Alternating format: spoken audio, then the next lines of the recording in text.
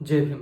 बाबा साहब एक भारतीय न्यायविद, अर्थशास्त्री, राजनीतिज्ञ, दार्शनिक और समाज सुधारक थे।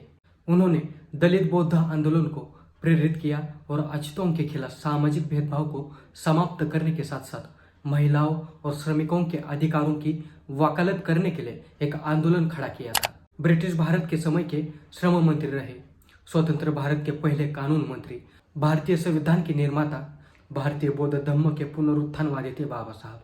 देश के विभिन्न क्षेत्रों में उनके योगदान के कारण उन्हें आधुनिक भारत के वास्तुकार या आधुनिक भारत के निर्माता के रूप में भी जाना जाता है।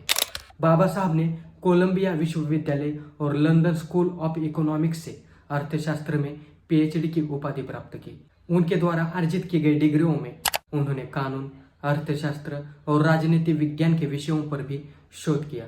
अपने शुरुआती करियर में एक अर्थशास्त्री, प्रोफेसर और वकील थे। इसके बाद उन्होंने सामाजिक और राजनीतिक क्षेत्र में काम किया। भारतीय स्वतंत्रता के लिए अभियान और चर्चाओं में शामिल हुए, समाचार पत्र प्रकाशित किया, दलितों के लिए राजनीतिक अधिकारों और सामाजिक स्वतंत्रता की वकालत की और आधुनिक भारत के निर्माण में महत्वपूर्ण योगदान दिया। स्कूल और कॉलेज बनवाए।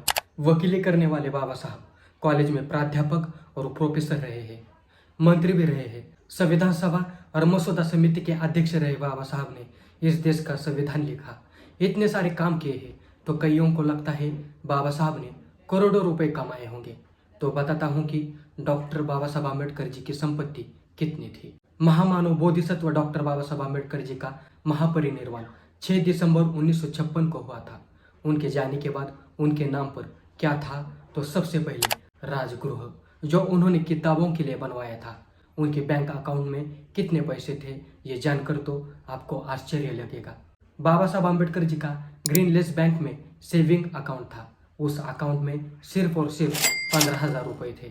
भारत के कानून मंत्री रहे, देश का संविधान लिखने वाले बाबा साहब आम्बेडकर जी के नाम पर सिर्फ 15,000 रुपए थे।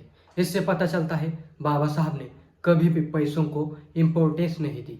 अगर वे चाहते तो अब्जदीस होते। उनके पीछे करोड़ों दलित बांधव थे।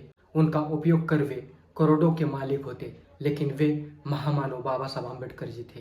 आज अगर कोई सरपंच भी बनता है तो सिर्फ 5 साल में वो लाखों रुपए कमाता है। आमदार, खासदार बनता है तो उसकी अगली 100 पीढ़ियां बैठकर खा सकती है, इतना पैसा कमाता है। बाबा साहब की कमाई तो भारत का संविधान है, जिसके द्वारा उन्होंने दुखी, पीड़ित, अस्पृश्य समाज को न्याय दिलाया।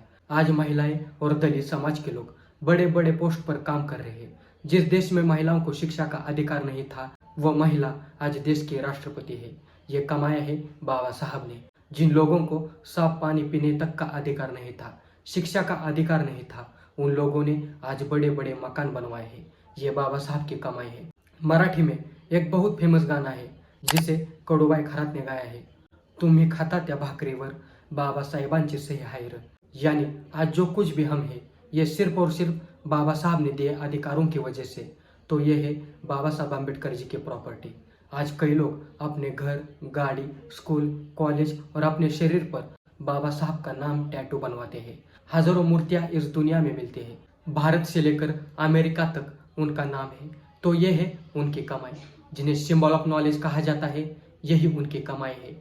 तो वीडियो कैसा लगा कमेंट करके जरूर बताना। चैनल को अभी तक सब्सक्राइब नहीं किया है तो जरूर सब्सक्राइब करें। ज्वाइन बटन और थैंक्स बटन के जरिए आप इस चैनल के सदस्य बन सकते हैं। चलो मिलते हैं अगले वीडियो में। जय भीम।